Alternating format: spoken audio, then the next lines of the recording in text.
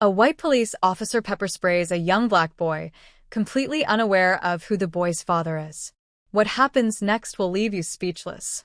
The sun shone brightly over the lively neighborhood as Jamal, a young black boy, strolled along the sidewalk. His backpack hung loosely over one shoulder, its frayed straps swinging with each step. Jamal was in a cheerful mood, his mind set on the games he planned to play with his friends at the park. The world around him was buzzing with activity, the laughter of children playing in a nearby yard, the hum of cars passing by, and the chatter of pedestrians going about their day. Jamal paid little attention to the noise, his thoughts preoccupied with the simple joys awaiting him. The park was his sanctuary, a place where he could leave the stresses of the world behind and just be a kid. Jamal stumbled backward, clutching his face as the stinging pain from the pepper spray consumed him. Tears streamed uncontrollably from his eyes as he tried to catch his breath. A small crowd began to gather, murmuring in disbelief at what they had just witnessed. "Officer, what are you doing?" "He's just a kid," an older woman in the crowd exclaimed, her voice trembling with anger. Daniels ignored the onlookers, his expression cold and resolute. "Step back," he barked, waving his hand to keep the crowd away. "This is official police business." Jamal, struggling to speak through the burning pain, managed to croak out, "I didn't do anything." Daniels didn't respond. He grabbed his radio to call for backup, still convinced he had caught a suspect. But before he could say a word, a sleek black car pulled up to the curb. The vehicle was unmarked, but its presence alone demanded attention. The driver's door opened, and out stepped a man dressed sharply in a tailored suit. His commanding aura silenced the crowd as he strode toward the scene with purpose. It was Elijah Carter, Jamal's father, and the district attorney of the city. Elijah took one look at his son, now crouched on the ground in pain, and his jaw clenched. He turned his gaze to Daniels, his eyes burning with controlled fury. "What have you done to my sons?" Elijah's voice was calm, but carried a weight that sent a shiver down Daniels' spine. Daniels hesitated, suddenly aware of the magnitude of his actions. "Sir, I was responding to a theft report," he stammered. "This boy—" "Stop," Elijah interrupted, his voice cutting through the air like a blade. "This boy is my son, and you've assaulted him without cause. Did you even confirm the description of the suspect? Did you consider that you might be wrong?" The officer's face drained of color as the realization began to sink in. The crowd, emboldened by Elijah's presence, began voicing their outrage more loudly. I thought he was the suspect," Daniels muttered, avoiding Elijah's piercing gaze. "You thought?" Elijah stepped closer, his voice rising. "Your bias blinded you. Instead of protecting the community, you've terrorized an innocent child. There will be consequences for this." By now, more police officers had arrived on the scene, along with reporters who had heard about the incident. Cameras flashed, capturing the tense exchange. Elijah crouched down to check on Jamal, speaking softly to reassure him. "Jamal, I'm here. You're going to be okay," Elijah said, his voice full of compassion as he helped his son to his feet. As he stood, Elijah turned to the officers who had arrived. "Take Officer Daniels into custody for misconduct and excessive force," he commanded. "I'll personally see to it that justice is served." The crowd erupted in cheers and applause as Daniels was led away, his head hanging in shame. Elijah wrapped his arm protectively around Jamal and led him to his car. "You're brave, son," Elijah said as they drove away. "And I promise this will never happen to you, or anyone else again." The incident sparked a citywide conversation about accountability, bias, and systemic reform. Thanks to Elijah's relentless pursuit of justice, real change began to take root in the community, ensuring no child would have to endure what Jamal had experienced. Jamal sat quietly in the back of his father's car, staring at the blur of city lights passing by. Though the burning in his eyes had subsided, the emotional weight of the encounter still pressed heavily on his chest. Elijah drove in silence, his jaw tight, his hands gripping the steering wheel. The atmosphere was tense, filled with unspoken anger and determination. "Dad." Jamal finally spoke, his voice barely above a whisper. "Yes, sons? Will that officer really be held accountable?" Elijah glanced at Jamal in the rearview mirror, his expression softening just slightly. He will. I'll make sure of it. Moments later, they pulled into the parking lot of the downtown police precinct. Elijah parked and turned to face Jamal. I need you to stay here for a moment. This won't take long. Jamal nodded, though he couldn't help but feel a pang of nervousness. Elijah stepped out of the car and walked purposefully toward the station, his presence commanding respect even before he entered the building. Inside, the room buzzed with activity. Officers typing at desks, phones ringing incessantly, and the occasional chatter of voices. But all noise seemed to quiet when Elijah walked in. He spotted Captain Reynolds, the precinct commander, standing near a desk. Reynolds looked up, surprise flashing across his face when he saw Elijah approaching. District Attorney Carter, Reynolds greeted him with a mixture of professionalism and unease. What brings you here this evening? Elijah didn't mince words. I'm here about Officer Daniels. Reynolds' expression shifted, his brows furrowing. Daniels? He's out on patrol. Not anymore, Elijah interrupted firmly. He assaulted my son without cause earlier tonight, and I have witnesses, video evidence, and legal grounds to press charges for misconduct and excessive force. Reynolds hesitated, clearly caught off guard. Elijah, let's not escalate this. We can handle it internally. No, Elijah said, his voice steely. Your department has swept enough under the rug. Not this time. Officer Daniels needs to be held accountable, and the people need to see it. Before Reynolds could respond, the door to the precinct opened, and Daniels walked in. His confident stride faltered the moment he saw Elijah standing there. Daniels, Reynolds called, his tone now carrying an edge. Come over here. Daniels approached slowly, his face pale. Captain? What's going on? Reynolds sighed and looked between Elijah and Daniels. Officer Daniels, as of this moment, you are relieved of duty pending investigation for misconduct and excessive force. What? Daniels exclaimed, his voice rising in panic. Captain, you can't be serious. I was doing my job.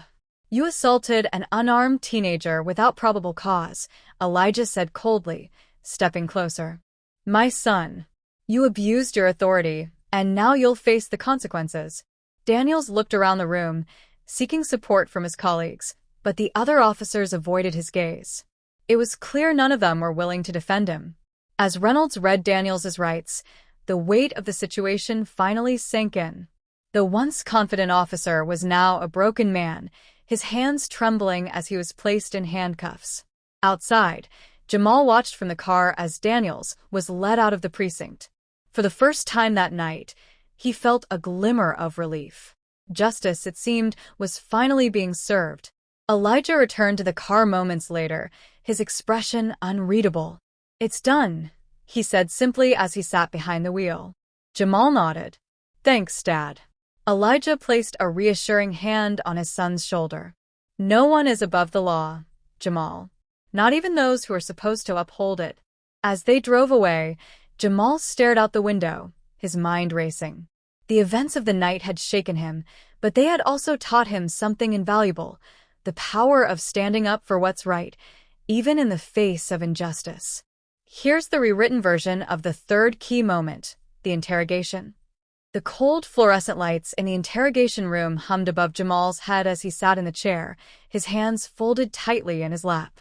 He could feel the weight of the room pressing down on him. The air was thick with tension, but he tried to keep his mind focused on the task at hand. His father, Elijah, stood just outside the door, watching him through the one-way glass.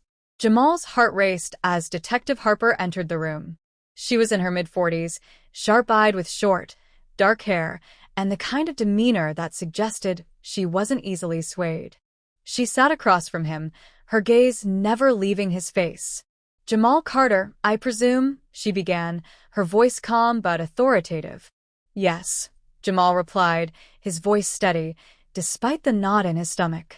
I'm Detective Harper, she said, and I'm going to ask you a few questions about what happened earlier tonight. She glanced down at a file in front of her, then back up at him. But before we start, I need you to know that you're not under arrest. You're free to leave at any time, but I'd appreciate your cooperation. Jamal nodded slowly. He knew how this worked. They always gave you the option to leave, but you never really felt like you could. The silence stretched between them, heavy and pregnant with expectation. "Tell me, Jamal," she said, her voice suddenly softer. "What exactly happened when you and your father encountered Officer Daniels?" Jamal leaned forward, his mind flashing back to the chaotic moment in the street. His thoughts raced as he pieced together the events. The brutality, the shock, the anger. He had to keep his composure, but the memories were still fresh, raw. "I was just walking with my dad," Jamal began, his voice low but clear.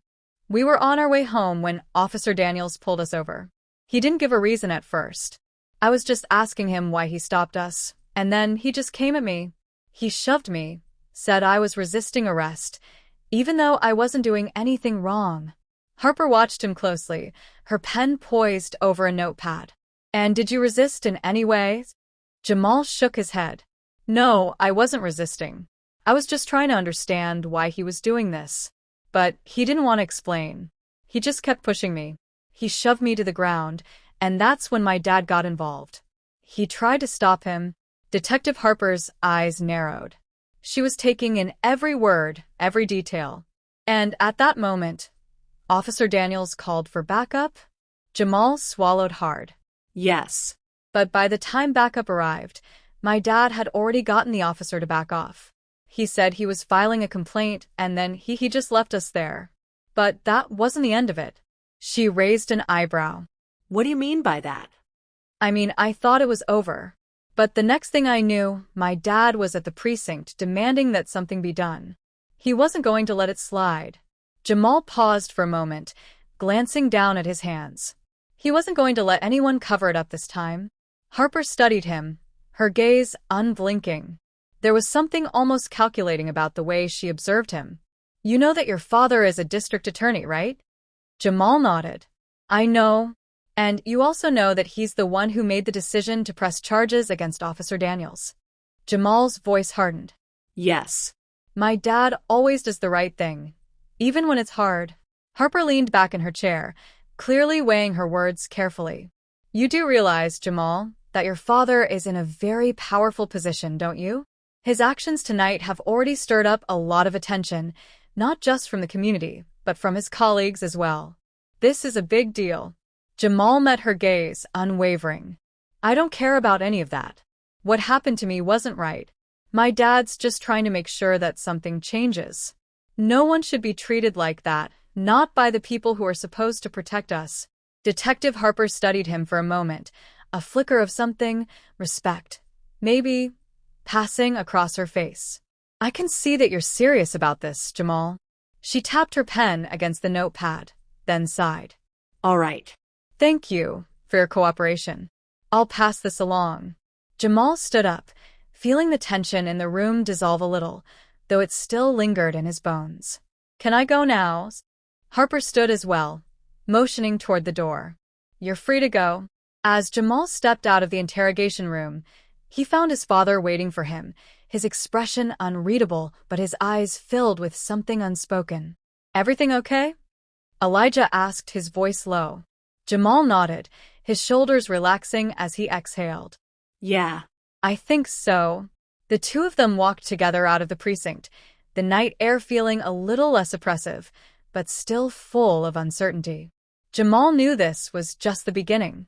There were still many battles to fight, many steps to take, but for the first time, he truly felt like they were on the right path. Here is the fourth part, focusing on the aftermath and the consequences that follow the interrogation. The door clicked behind them as Jamal and his father left the police precinct. The cold air outside seemed to wash over Jamal, sharp and biting. It did little to clear the weight that hung around him like a shadow. The anger that had built up during the incident with Officer Daniels hadn't subsided. In fact, it had only grown stronger in the hours since. He couldn't shake the feeling that something had shifted, something irreversible. Elijah's steps were calm as he walked beside his son, but Jamal could see the tension in his father's shoulders. Elijah wasn't a man who showed emotion easily, but there were times when even he couldn't hide his worry. Tonight had been one of those times. "How are you holding up?" Elijah asked quietly, his voice tinged with concern. Jamal looked at his father, taking a moment before responding. "I'm fine," he said, though it was more to reassure his father than himself. His mind was still racing, the words from the interrogation echoing in his ears. He couldn't forget the way Detective Harper had seemed to question his father's motives, as though his actions had been too bold, too out of line. It felt like they were already trying to turn the tables, make the victim look like the aggressor. "Don't lie to me, son," Elijah said softly. "You don't have to pretend." Jamal exhaled through his nose, frustration bubbling up. It's all so messed up.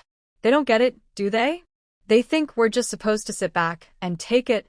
Elijah stopped walking for a moment, his face hardening. He put a hand on Jamal's shoulder, the gesture both grounding and protective. "Listen to me, Jamal. You're right. This system, this city, it's broken.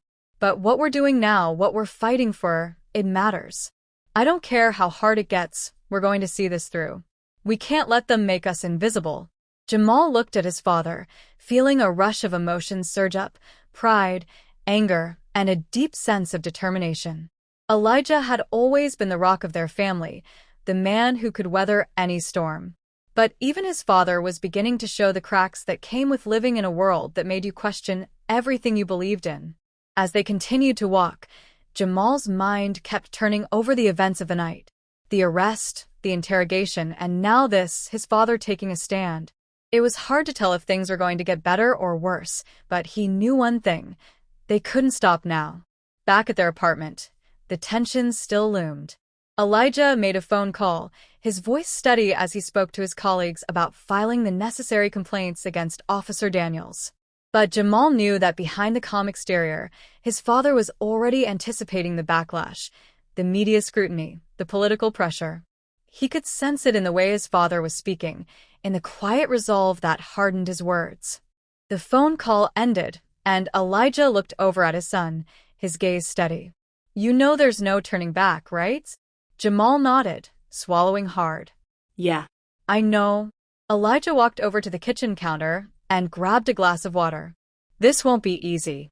It'll be messy, and they'll try to drag us through the mud. But you're not alone in this. Not ever." Jamal took a deep breath, feeling a sense of purpose settle in his chest. "I'm ready." That night, the city seemed to pulse with a low, simmering energy.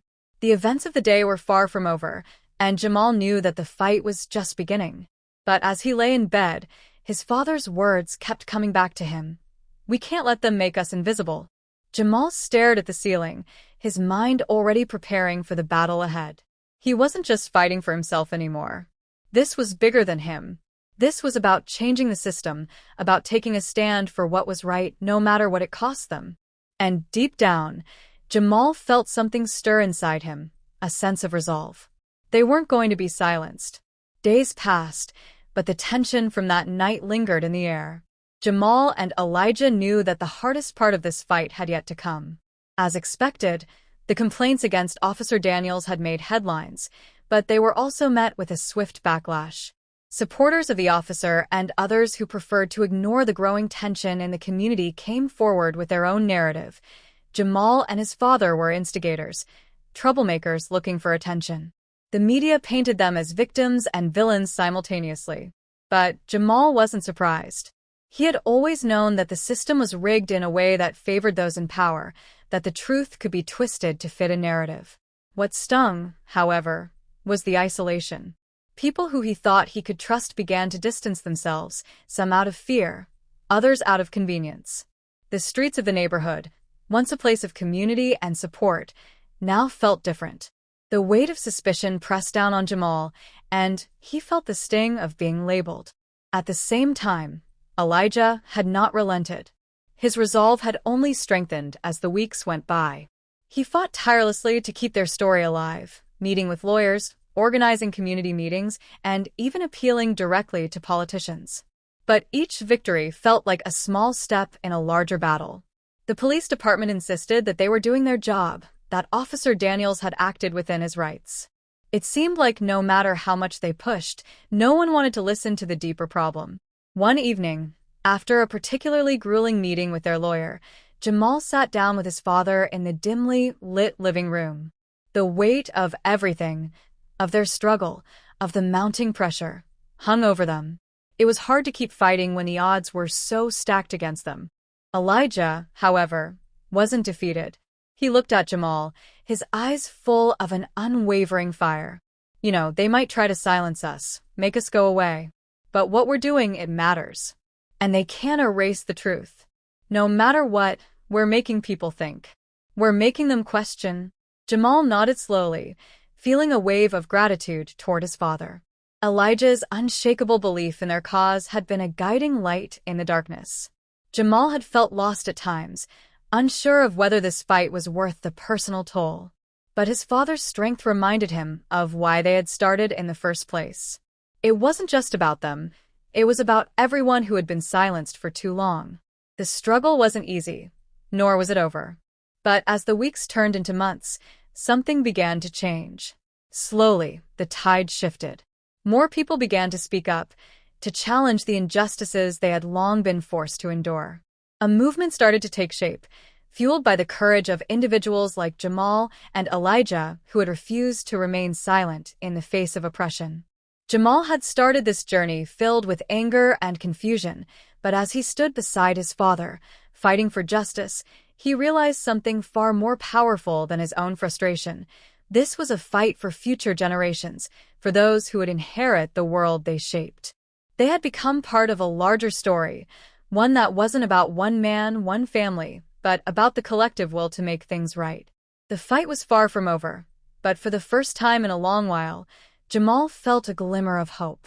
The weight of injustice still pressed down on them, but with each passing day, they were learning how to push back, together. And as long as they stood side by side, they knew they could weather anything.